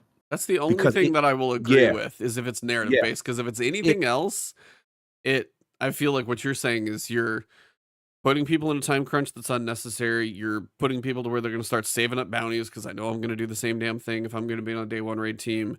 You're shortening the window, as you're saying, of engagement for people who are going to stream. Asdacross is going to have 20,000 videos up, or he's going to have like 4 before the raid comes out. It's like it's kind of weird. So I'm praying it is a very important raid narrative link thing. Yes. Because if it's not that, I will be a little. That's the only one I'll give them. Yeah, it has to be because they literally have confirmed that we will face the witness in the raid, right? So it will be kind of like a Taken King situation where we're like, okay, this is unfinished business. We have to now get them in there, and then probably some really cool narrative beat that they knew if they cut off at the end of the campaign, it's just going to be so incomplete and disjointed to wait 10 days or whatever it is to do it. So I think that's the reasoning. And maybe there is. I was going to say, sorry, but my question about that is the people who don't raid. Right. How is their campaign gonna feel if they're left like mid-step and be like, I and hear that. cliffhanger? Like, And I think they're gonna try to offer a band-aid by saying, hey guys, you know, you can compete at 1810 or what, you know what I'm saying? Like some very minimal light level that they'll give you a chest that say, hey, you can try too. at like You're gonna win, 1950, you know. but Yeah, you're gonna you might die. be able to, Good luck. you're gonna get through the you may be qualified to just look at the first encounter. Yeah. But that's about all you gonna do at that light level. And then they'll say, okay, you know, obviously for the hardcore. So it's for them to break their own messaging rule, to me, shows one, how important they are valuing the story, and two, maybe they are looking at the engagement differently than I am and saying, we rather have this blowout first week launch They're gonna blow their with a load early. raid, right? And then ride that train, because we have to admit, World's First is a thing. World's First is a thing for them. That's a big, you know, Twitch engagement thing. And I think maybe as far as the 45% target miss, there's something in the spreadsheet that says we gotta go all out that week, that first week, and ride that wave. So that, because it doesn't make sense for them to break their own rule. They have to have some type of data for them to justify But this. even for them, it's like, you know, you have like the people streaming, for the people who are going to promote your game for free, who are going to do the videos, who are going to stream and all that stuff. They're going to play it for like the 10 days straight up to the raid. So you're just shortening that window to try and have other people see it, be like, oh, this is cool, this is prismatic and these other things. And now you're shortening that window, and you're saying you want to like do everything quick, but I'm like, what does that engage? That engages gremlin mode for all of us. That means all from Tuesday to Friday, we all gremlins. Goblin mode. And that's what they want. So it's like they're willing to have us no life, everybody in the community, no lifing, all day Destiny. That's what they want, bro. They're sacrificing it all. They going in. It's the only thing that makes sense to me, because they've always said, hey, we want you to take your time. We want you to not have to. These are the times where I'm going to sleep in the guest room so I don't wake my wife up when I go to bed at 4 a.m. We going old dark 30, kids. I'm telling you, no sleep. You better take off work. It's on again. They want us living in it. They want them engagement numbers so they can tell Mr. Pete Parsons, look, guys, this is where we're trying. See, that's hey, Sony, this is what we're doing. I'm not saying you're wrong, but if that is the reason for the decision, that is messed up. Desperate times, baby. Cynical. Go ahead. Yeah. No, I was gonna say, it seems a little cynical if that's the reason. I think there's a chance that's the reason, to be clear. It could also be a combination. It could be a combination. Yeah, it's a lot of things coming together. It could be what we were trying before wasn't working. We need this game to go viral, which means we need people talking about it for that entire, you know, first week. We don't want people piling on how there's no content, and if everybody's too worried about the raid, then they won't be able to focus on that. Championship belt. I don't know if we'll ever get an explanation unless it becomes a big deal and somebody leaks it to us in a year. But that's like when Destiny 3 comes out, we get the Destiny 2 Schreier book. That's what they don't want us playing no other games. You gonna live it. You gonna breathe it. But I will say, no sleep. Review it. I'm not super hurt about this, because I do want to get this done. Get it over with. That's fair for you. Yeah, it's like you just want to review, knock it out, and be done in 1 week. The longer I go without giving a review to people, the worse it is, I feel, for the consumer. It's irresponsible to write a review without having played the raid. Play the raid in 4 days, and my review in progress will be there on Monday, waiting for everybody. So, and then let's just say in there, for their sake, right? They have a great campaign. Let's just say, we're just being hypothetical, and they really tie the bow with the witness being defeated in the raid, right? With a nice, thorough proof, like being conjunctive. It's to their benefit. You know what I'm saying? It's to their bit if they could pull it off, right? Again, provided it's a good story. If they tell it and it concludes in a raid well, and then they open up what's the next for the future of Destiny for episodes and stuff like that, they'll have the talking points. They'll have the community. They'll have everybody on their side, like, yo, you got to do this raid, bro. You can't believe what happened. That's what they're hoping for. I'm not saying they're going to execute it. But that, I think they're just going for the all. Somebody said the servers. See, now where I'm different from Travis, though, is I feel they're putting more pressure on themselves with not being able to fix broken builds and stuff that we'll exploit that in them 3 or 4 days. So they're going to have to just disable stuff because dudes are going to find stuff. Oh, of course, Prismatic is going to break some stuff. And dudes are gonna find crazy builds. They're like, yo, we could melt that boss day one, bro. This is what we're gonna do. Everybody standing in call, put this exotic on, put right these fragments now, on. The weapons we're getting, I mean, you got your edge transes that people are gonna be dumping, cascade point, bait and switch, like DPS freight phases and stuff like that. It's all gonna be hopefully about the mechanics and stuff. We'll see how long the raid is. The question will be is okay, so say now we know this is June 7th. So Friday, Saturday, Sunday, the 48 hours will be over. People play it a little bit then too. Monday comes around, or that first weekly reset even happens. As we get closer, I'm guessing, I feel like they said 2 weeks for the episode, but I feel like they haven't said anything about the episode date in a while. I don't know if they want that episode to kick off faster. That was another thing I was wondering about, because previously said it was going to be like 2 weeks. You think maybe that next, and if that's the case, do you think they're going to do the future of Destiny, like just keep the train going? So if you go Friday the 7th, 8th, 9th, so maybe Monday or something, or maybe even Tuesday morning reset, they do the future of Destiny stream with like Luke Smith. And do you think they even come to that quick, or is that farther down the road? Where are you at for that stream? It's possible. I think that I feel we're going to see him again. I feel like they can't wait to talk about what they're doing. We've seen all the rumors now. Like the dudes are. I mean, that was a code name Payback. Yeah, it's out there. Like D3 is a thing. Apparently, has been developing it since Witch Queen or whatever. I'm curious to see how long they talk about it, and then how they quickly what happened. What you laughing at? Summer Games Fest live on June 7th. Oh, wow. What could you possibly talk about at that time? At the biggest stage, the equivalent of E3. But they wouldn't nothing do to it talk then. about. We have to beat the witness. That's not going to happen. I don't forget how this thing all goes, but I'm just like, when does E3? Well, because Microsoft is the 9th. I heard that got rumored. So Sunday is when some of that stuff goes off. So they're just maybe they're going to have an announcement there. Maybe they wanted to squeeze it all into E3. Who knows? That's a Sony thing. Sony wants it on that team. Yeah. Come on. It's all coming together. Yep. E3 is Sony. I know what they do. This is all out. We getting these percentages. We getting these targets. We gonna get the most. If we go out, we going out swinging. Here's my only problem with that is when it feels forced, the community is gonna know it, and if it feels forced, it's gonna suck. That's my problem. I mean, they got the pressure. They the one that got executed. They must drop Nightfall. That's their problem. Yeah. Hey, I'm here. You're supposed to make it right with me. If you rush it and you force it just to try and hit some magical number target versus waiting a week to let things marinate and not to be lost in the middle of Summer Games Fest, it could go either way. I just don't know how it's going to go. I'm very curious to watch this train go through the station or crash into the station, and I'm not entirely sure which one. I feel like people only complain about not having time before the expansion releases, and then way later, like a month later, when they're like, man, that sucked having to go through that. But I think that week, if the content is good, and that's the big X factor here, that's the big variable, right? Yeah.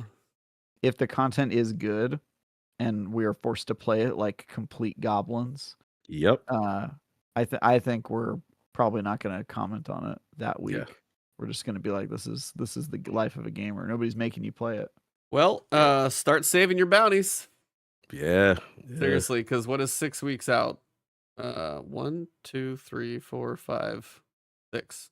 Next week will be 6 weeks. So yeah, start saving your bounties.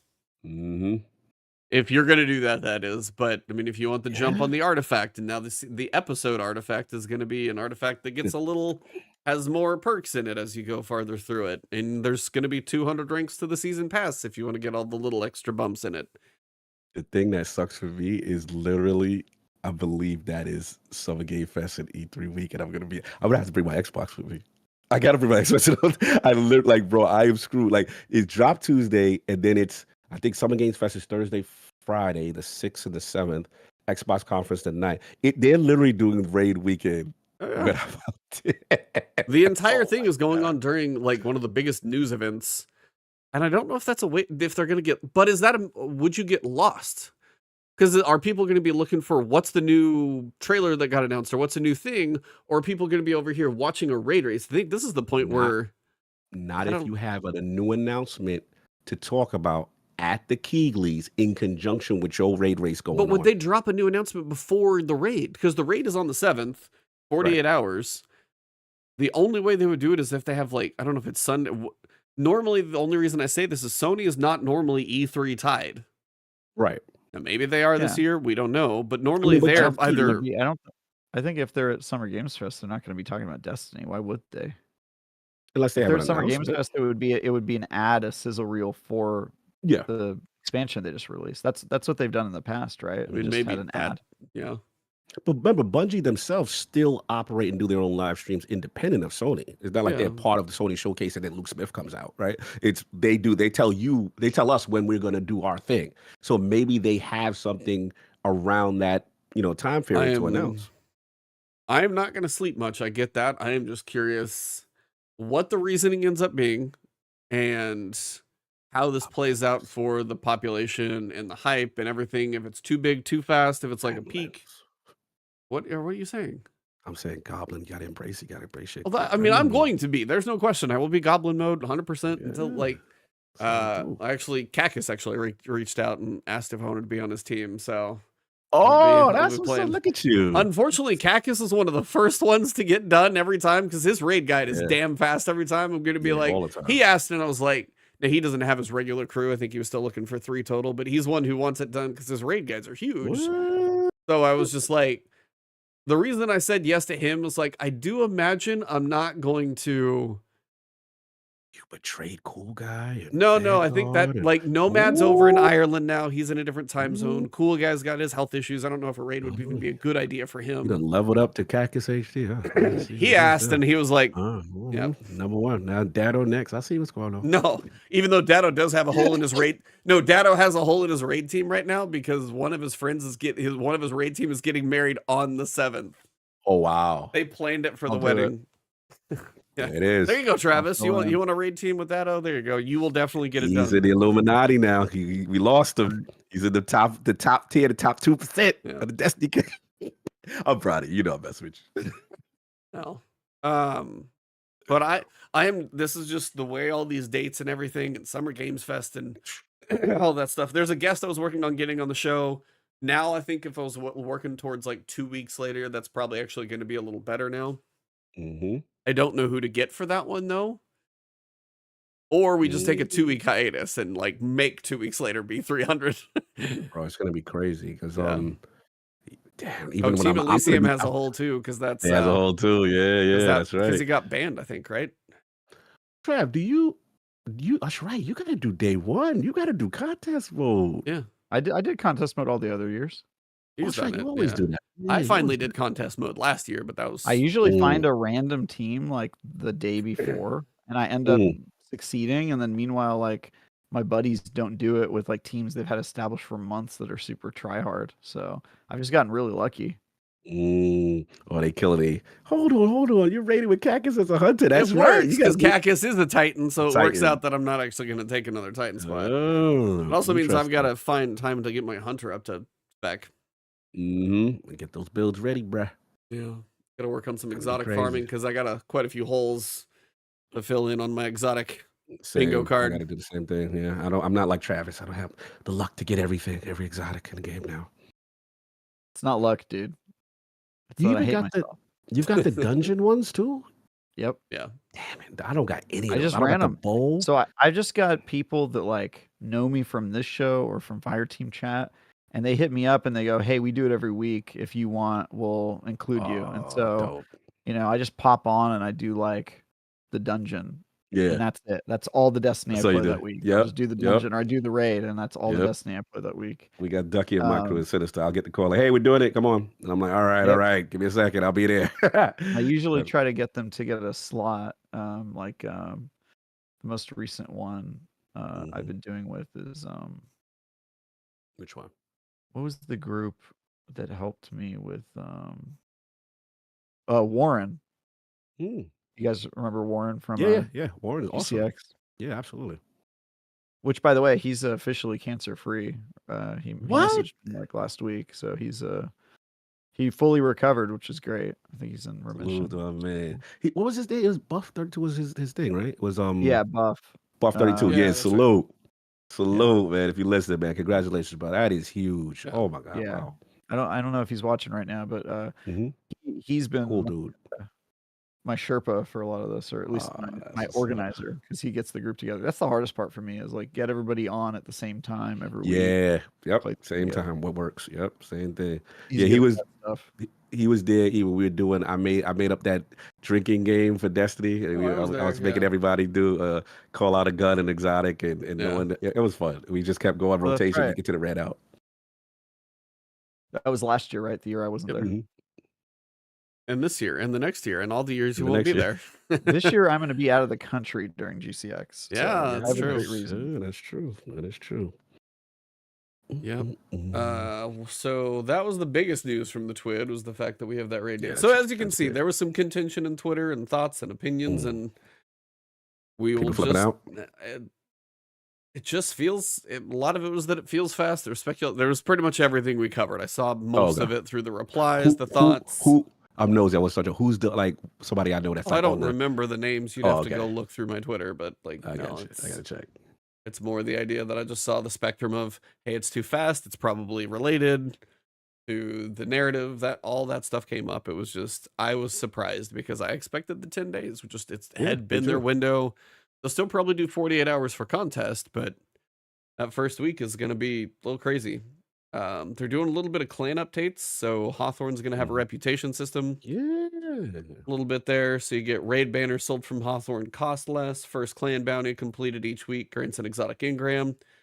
Can I have one thing, though? I will be happy if we do get a D3 at some point, because right now exotics feel 0 special.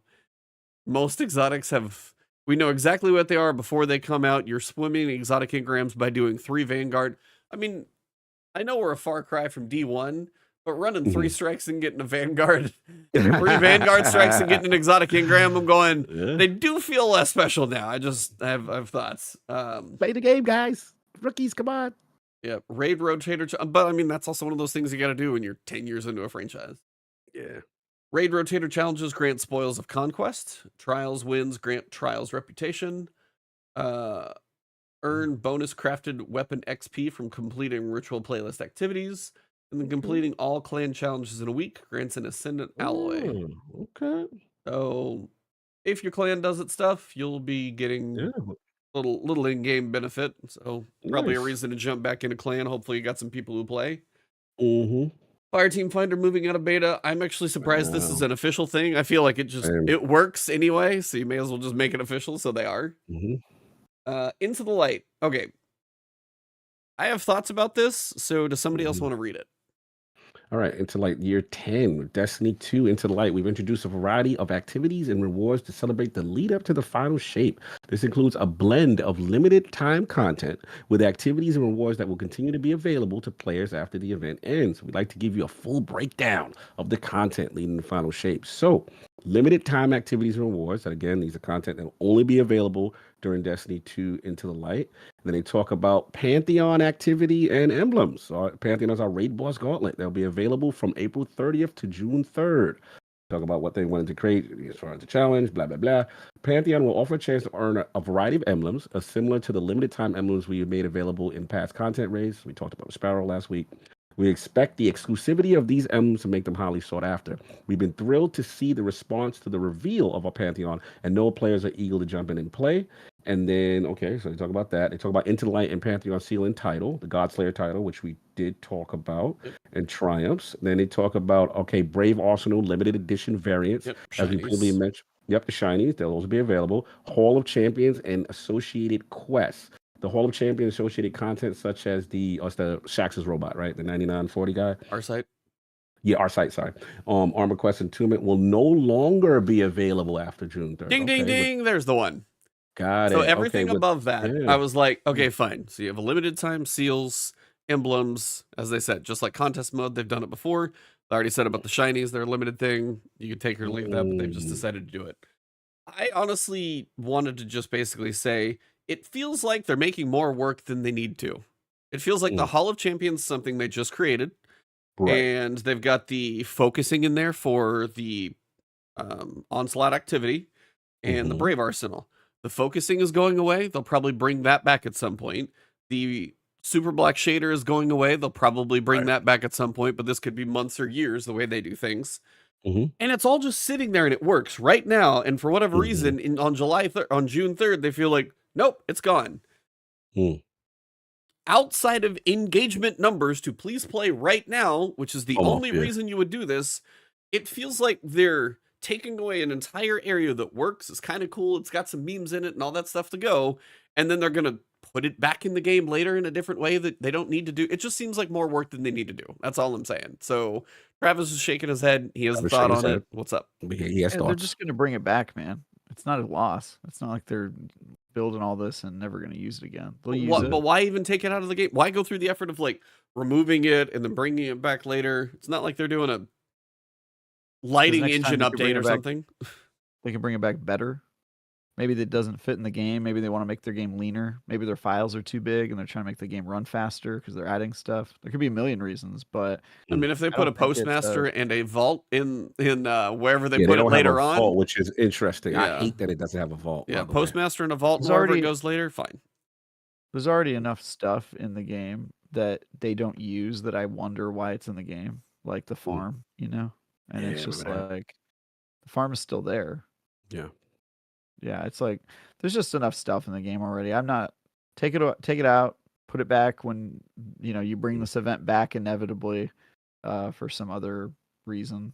So I mean, the armor's leaving, the Super Black Shader's leaving, then that stuff's gonna end up in Eververse for like $40 or something.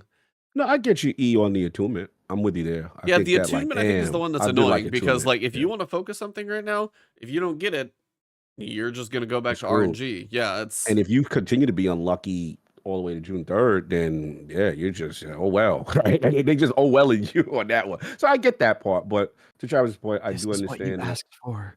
This is what you've been asking for years. This is community. We're gonna give it to you. What you know what it shows me though? Because the opening paragraph still is consistent with my theory about narrative. Which is weird. They're making all this content that they're going to scrap away for a little bit, which is extra work. But they still keeping with the theme of we want it to narratively make sense. Shax has given us these powerful, the most banned weapons in our fight with the Witness, and then the Witness comes and the expansion drops, and this is gone. You know what I'm saying? Well, again, I'm mentioned there were planning for Weapon Attunement to return in a new form sometime during Echoes. That's the first episode. Yes. So it's just it'll probably not be that space though. It's just going to be attunement for the seasonal. Yeah, you'll probably just go up to Shax. They'll have another page or something. Maybe select it. They're not going to have those like it'll be a 12 new statues. It'll be somebody in the mobile base, whatever that's called. The helm. The name of it. The helm. Yeah. Well, I hear you. It's interesting. They are creating work for themselves. Yeah, it's like just even if you just take it out and then you rehash it to Shax later, I'm like, it's just there and it functions. Kind of cool looking. Doesn't hurt anything. Well, they keep it Onslaught though, right? Isn't Onslaught Onslaught's going to the Vanguard playlist? Yeah. To the Vanguard, right? They better keep Legend. They better keep all the difficulties because I'll be curious how that all plays. But it's just. It's all in a system that works. Into the Light could just sit there, but no, poof, just everything's got to go. It's a weird thing, and I know maybe the Witness narrative is something bigger than we all know, but I'm very curious to see. This is just added onto the pile of I'm curious to see how all of these little events in about a week play out, because it all goes down to this. All chips on the table. They know they got to nail it. Table stakes. That's it, man. Table stakes. They got to do it, man. Whether they succeed or not is another thing, but they are all indications on they understand the importance of this narrative, and it better hit. It better. So we can't have any inconsistencies. We can't have Shaqs in there talk about something to prepare for something that we already about to be playing. They going all out, man. There's part of me that likes it. I appreciate the fact that they really try to tie narrative to so much in this game. Every so often it does get to be a little excessively in the way of like just functionality. I appreciate that they generally try though, even if it's a little corny sometimes. That Again, we're assuming it's because of narrative. Right. Yeah, of course.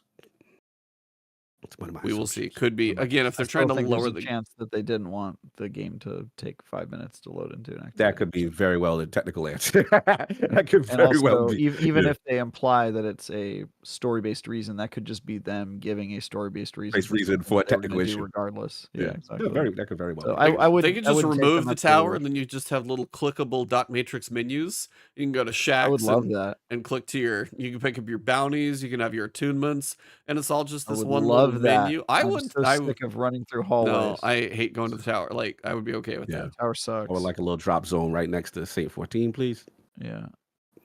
Yeah, or how about one next to Ikora? There's no good way to get to Ikora. It's either you go through the world's worst series of stairwells, or you walk through the longest go pet the dog on the way. Devised. It's literally a Sophie's choice. Sometimes I'm like, do I want to be kicked in the balls or punched in the throat? Like that's basically what I have to ask myself when I need to go to Ikora. It's terrible. Yeah, they drop you all the way by that land. Travis using Sophie's choice for equating which direction to go in a video game. Definitely valid. 100% great choice there. And to Travis' point, it could be very right about space because remember, Final Shape, we finally get the 100 extra slots for what you call it. They finally have to incorporate that. Remember that? Ooh, you not hype? You not hype for that 100? 100 more things to delete. Your vault. What's your vault looking like these days, Trav? What's that vault looking like? Are you a hoarder? What are you doing? No. My vault has a couple things in it in case I need infusion. What's that number looking like? If you had to guess, out of the 5, what is it? 500. I want to see a day one raider. I want to see a day one raider that goes in with just 4 to 5 weapons and armor in each slot and an empty vault. I want to see that person. I probably use like 200 slots. All right, you got about 200. So what constitutes Travis keeping? Is it more exotics or weapons? It's like no exotics. I mean, there's really no reason to keep an exotic. You can just get it at any time and infuse it. But I'm curious. I need to know the Travis reason for a gun not. I would think you would have like. I bought a size is small, 200. But I'm curious, like, what makes you keep something? If it is still in the current meta, masterworked, has a great role that I care about, I'll keep it. Oh, there is emotional attachment for this man. If it's a crafted weapon that I would have to do 330 levels of leveling up to get it back, and there's some exotics that fall into that category. I'll keep it because it's out of practicality. You don't want to vault it, and then I just delete everything else. Like I'm very not attached to anything. I delete like pretty much all my armor. I don't. There's really no armor more than like 2 different armor pieces or whatever. And then the only thing I keep is whatever the current level is. I'll keep like 10 random pieces of armor or weapons at the max light just for infusion. That's literally it. That's it. I feel it. It's pretty lean, dude. It's pretty lean. Any ships? Any sparrows? No cosmetics. No. Very lean. Well, you don't need cosmetics. No. Some people keep some of the. I know some people. Well, me. I was like, who? That the raid stuff. Like, so they have that extra slot that'll have raid functionality. Remember when they came out? Do you ever use that? Never. But get rid of it. I have a friend who keeps cosmetic items. Said Cog. I'm very guilty as charged. No, I'm like, do you have a ship, a sparrow, or any of that? Yeah, the one that the dawning one that gives you the extra. That's fine. Keep it on your character. No, but I got mad ships. I got ships that match every outfit for every subclass. Oh, Jesus, you care too much. No, it's a thing. It's fashion destiny. It's destiny. This is what we do. This is why I don't raid with. This is why I don't raid with you. I'll be like, all right, talk to you guys in 2 hours. I'm mad that what was it when we asked for when you press one button and it has the loadout? Loadout. Yeah, I'm mad that doesn't include the sparrow in the ship and the emblem. Like it's a drip that I gotta have my emblem match my strand, and then I gotta have the hoverboard match the outfit, and I gotta have the ship with the shape. It's a thing. They gotta fix that. They gotta get that together, y'all. I'm gonna put that in the You notes. are overcompensating for your character's doubtless hideous face beneath that helmet. Okay, man, don't hate. You don't hate. Warlock's some drip out here. If you really think your Warlock's drip, take off the helmet. Show me the face. We can't do those early D2. Real cog. If you get to change your face soon. Swag, those early D2 graphics, bro. We ain't. if you are gonna walk, if you're gonna walk the catwalk, cog, I need to see that pout. Okay. And we running a masquerade out here.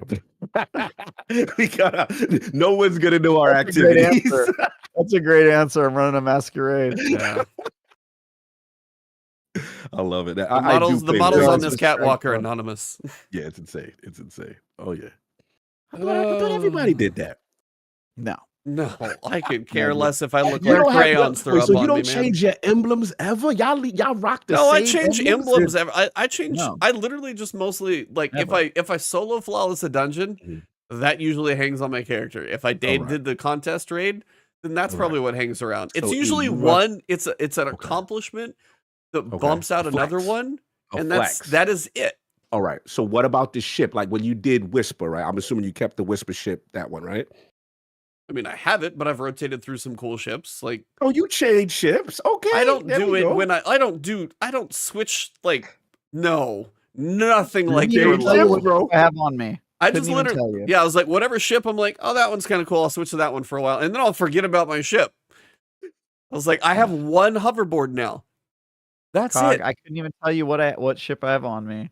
And I have not changed my emblem in like 5 years because y'all really with the Walmart Guardians out here. Y'all really out here with the bargain movie of the week, so nobody can talk to me. I'm just like, that's my emblem. It's depressing, man. All right, deal with it. I gotta work with y'all. I gotta work. Warlock's got to work. How many solo flawless emblems do you have? All right, see why you gotta go all in. How many emblems do you have, Doc? You got that? That's why I put on the emblems that matter, or Look, I got one flawless emblem. I got one. And I'll stay here with pride, baby. I did that with randoms. I recorded it on my Xbox record. That wasn't even solo flawless. Yeah, that's just flawless. Respect. Yeah, I'm ridiculous. I love it. That's another reason. That's my other end I would never change a ship. If I look at a ship, I go through shaders until one looks good on that ship, and I never change that ship. I'm not going to change a ship to match a sparrow, to match an emblem, to match my armor. No way in hell am I doing all that work. Do you change your title? What about your titles? No, generally, unless I get what title. What is the title you Ebontis characters running with in Destiny? What is the title? Trying to remember because it's one that like I don't even think you can get now. I'm trying to remember you could the name. Proud of, from the old one. It's not glorious. It's not that proud. I mean, there's the one from doing the GMs, which is fine, but everybody's pretty much got that one. I think the one that I like to put on just for fun is the one from the Dreaming City, and I forget what it's called. It's the Dreaming Run. No, not that. Cursebreaker. It's the one where you go around. Not Petra's. No, not Petra's. Not the raid run. It's Cursebreaker for doing everything on the Dreaming City. Yeah. I don't think you can actually get that one now. Everybody, put your title up in the chat. What you running with? I'm curious, Trav. Flawless, I think usually. I knew you was gonna rock that flawless. Yeah, I mean, if Blacksmith or Shadow, if I ever would have gotten one of those, I would have gotten Blacksmith. I was like, Shadow's another good one. Godslayer will be probably one of the best if you can get one. Prescott with that dead eye Sinister Dream Warrior. Okay. For some I'm sorry, what you say, Trav? I don't know why I put Savior on, but I've had Savior for a while. I think Savior. All right. I don't change it very often. Dude, I didn't even go into you know how you meditate at the tree to level up. I didn't even do that. I was like levels behind. I just didn't even bother. I was like, nah, who cares? No, you want to know what? I finally got up to like level 10 thanks to Onslaught because I'm actually playing with other people. No, you're leveling your Guardian ranks. Oh, the level. I was stuck at 9 because I do everything by myself. Nobody ever gives me commendations. Oh so my! No, that's the thing. No, that's the thing is like if I'm farming or recording or if I'm like working on a dungeon. Commendation requirements because you don't play with people. I don't have enough commendations. Ebontis has the weirdest flexes I've ever heard in Destiny. He's I'm like, not dude, I don't have any flexing on friends, this. okay? I'm elite, all right? I've I got my never, friends list literally is have never. empty. No, it is frustrating because because I'll go play some Iron Banner if I'm gonna grind stuff out. I'll play a little bit of Crucible early in the season, but I don't like just live in Crucible, and I'm typically not doing strikes for no reason. So I was just about to say, you gotta do with blueberries sometime. You don't give commendations after the strikes. No, you don't do commendations after trial solo. I tried to. They don't give him no commendations. Half the time people I try and give, if there are people in an activity, I try and give a commendation to every single person I can. Okay, all right. Hey, Cog. But it just, you want to hear the commendation I get constantly, unless I'm playing PvP. I get best dressed a lot, actually. So I get best dressed all the time. What you get? I get best dressed all the time. Yeah. All the time. Facts. And I put 0 effort into my outfit. haven't changed it in like 7 years. I have like the same outfit. But what annoys me about Guardian ranks is because I don't do enough to get the commendations up to like 900. Then I was stuck at level 9, and finally I was just like, I don't care if I'm gonna like, hey, here's a dungeon. Here's my guide to solo flawless a dungeon, or I'm gonna go through and make a guide on a dungeon. That is a lot of what I do, is playing by myself. So if I get stuck in, it's not a flex, it's an annoyance. It is a flex. It's not a flex. Because he's like, look, I don't even have time for that combination. No, you don't get to decide if it's a flex. It's not, no, I actually do, because the flex would be positive. No, you don't. This is not a flex. It has been a frustration because I got to Guardian rank 9. I'm like, I would be 11 because I do everything else, but I'm sitting here at 9 because I don't have the friggin' commendations. It's annoying. This guy. Like so wait, so you haven't been raiding though? That means you still haven't been raiding because you need to get them blues after the raids. Oh, I know. That's the fact that I got up to 9 this season was from Onslaught. Now that I'm at 10, to get to 11, I would have to raid. So yeah, that's probably not going to happen. All right. Did you do the Crota, the Oversouls, and all that? You did all that? No, I haven't done that. Ah, that's why. Yeah, that will get it. So behind. Yeah. I'm almost there, Trav. I'm quite behind. I got the catalyst. Now, like Travis, I'm playing other things, but he's just got more time than me. So fair enough. He chooses not to. He has no he has no sleep in his schedule. So that I also don't have. I don't watch movies like you. So this is my. People ask me this a lot. Hogue is like, dude, I have no idea how you play so many games, and I'm like, this is all I have. He's like, he doesn't do anything else. This is it.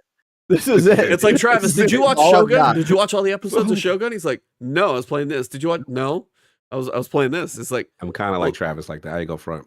My movie game, it took everything for them to. They threatened me to watch Fallout because they were like, bro, we're gonna talk about it on the podcast. Please watch an episode. You kind of have to. You have to. Yeah.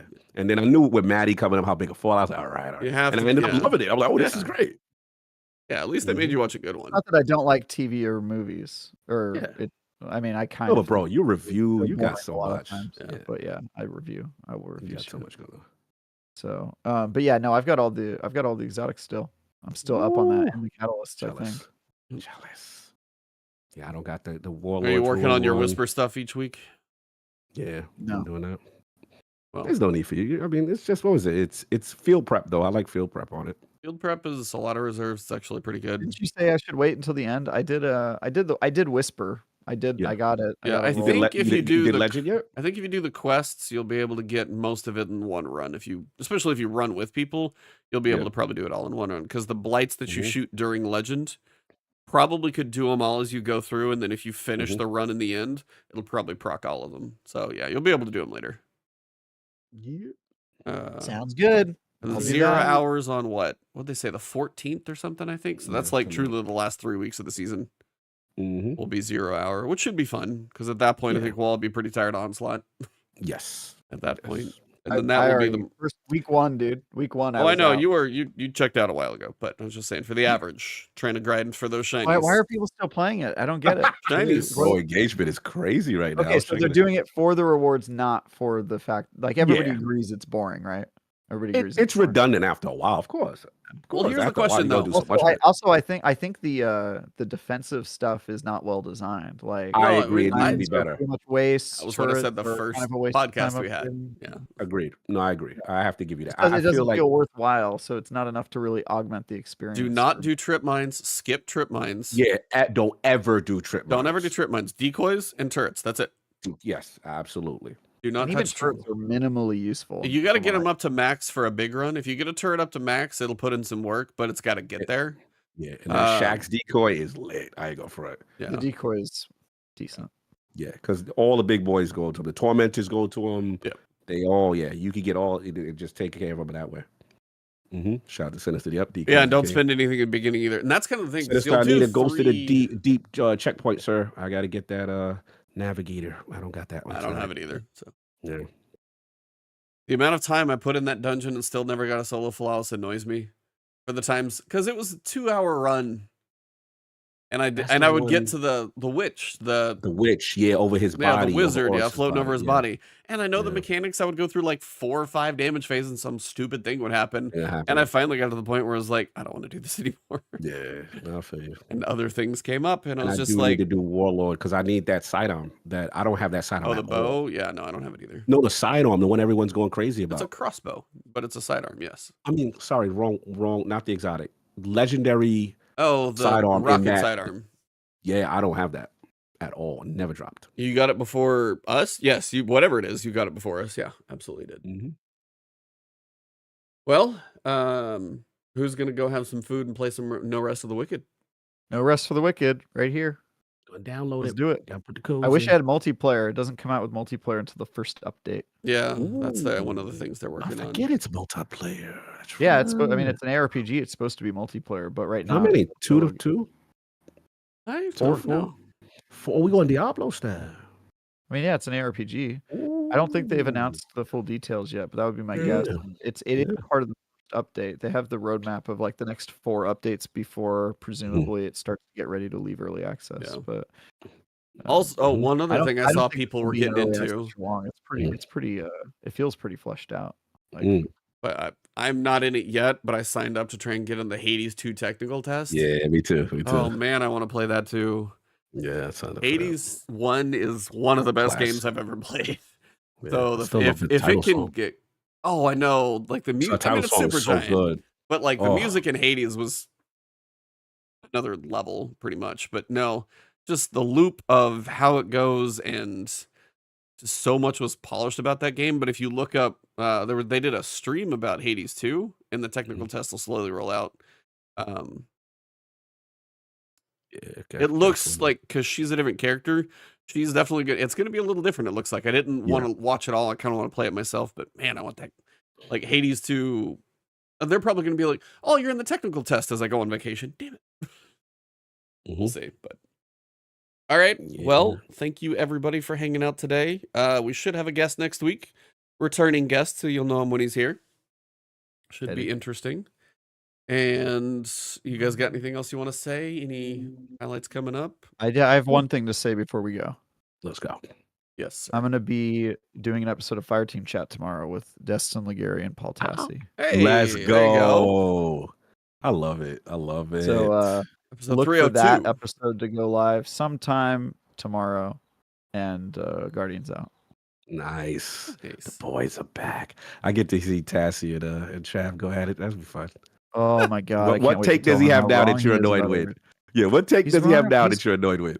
You know, I'm actually not annoyed by it because it's just been reliable. Like now, when I see a Tassi take, I just assume like, okay, whatever he says, it's probably the opposite. Like just kind of. Just kind of love it. It is funny though. I mean, his perspective is cool because he's just such a different player than me. But yeah, I don't. It'll be nice to hang out with him. It'll be fun. Yeah. That's dope, man. I get looking forward to. Gotta check that out. Get the boys back on FTC. Salute. Yeah, nothing else really going for me. Just planning a lot of traveling and a bunch of games, and then getting ready for I gotta get the stuff done this month because I'm getting ready for Hellblade, man. I'm a Hellblade guy, so I'm getting ready for that month. Like that's a stream it in 2 days kind of game, but that'll be. Yeah, I need that. I just need to hit all my. The only reason I would wait on that one is for me personally is because I'm waiting to kind of let the OLED monitors drop. Oh, and I want the 32-inch 4K OLED. I've got a 32-inch 4K, but I want the OLED to. And I know this is like when those drop. Some are out now. Okay. But I kind of want all of them to drop and to kind of let somebody review all of them to figure out kind of where they are. Yeah. It's kind of between the QD OLED and WOLED and all that stuff. So it's a little bit of they're all going to be good. It's like, what's your kind of final preference thing? But I just kind of want them all to be out there. So yeah. That would be the only reason I'd wait because it would just look that much better. Yeah, Because it's going to of be course. visually Oh, fantastic. bro, and your Yeah. your setup is gonna be sick. Yep. Mm-hmm. And Well- probably run Crota again this week because I'm like 28 of 30 oversouls. I got the catalyst, but just got to finish off the damn oversouls. They keep making me run this damn raid, and they cheap with the damn oversouls. I got that thing to drop that just auto completes the It catalyst. finished. You got the 35 to drop. Yeah, Get out I the thought you chat. told me that. I hate that. That's that streamer Yeah. loot stuff. Yes, Travis. Honestly, Travis the that streamer. was like a boon of like if Destiny did if Bungie did it on purpose, they were like, we really want him to go into the final shape with like the Yep. most happy eyes possible and not have to play this raid a whole bunch. So You to know be what it clear is? though, I Mhm. did grind all the way up and got the to drop and then started like the very beginning of getting the catalyst and then that's when Yeah. it happened. So Ah. it's not like I just got it right away. Bro, and that catalyst But, thing is weird. You got to get the knights to spawn out, and you got to find knights in Yep. this short amount of time Yep. during these encounters. You ever did this thing? It's weird. No, I I've never haven't. seen I a did that part, catalyst yeah. thing like this. I haven't Yeah, gone like through they you have to do spawn. that part before you complete Yeah, the like they catalyst. So I spawn in did it. weird places. They hide, and then you got to have people call them. All right, they're over here. Then only certain people can attack them. It's weird. It's a weird catalyst thing, but we finally got it done. And now I just got to get the damn oversouls. But yeah, that'll be that. And then I'll be done with that one. Cool. Yeah, I'll I see will you be guys next working- week. Yeah, Yeah. I'll be working on my review for Tales of Kinzera's Owl, so look forward to that one. Are Comes you out reviewing No Rest for the Wicked too? I'm gonna try.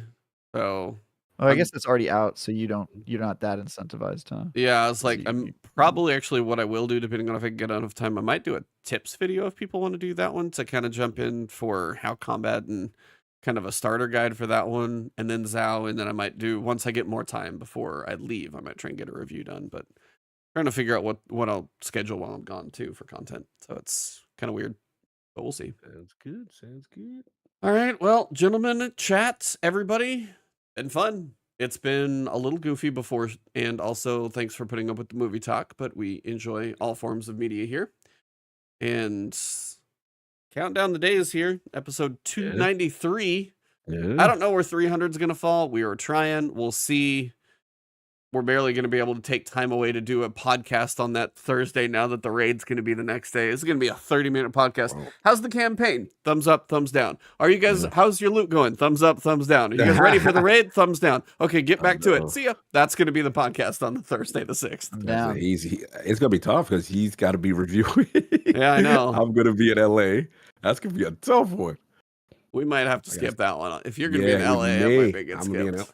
I will see how the hotel internet would. Yeah, but But I mean, it's gonna be honestly, rough. like we probably should just be playing, not podcasting. Yeah, that because day. we got to grind for that for Yeah. that raid. So 300 will probably be the week after, and then if the Yeah. or depending on how things go.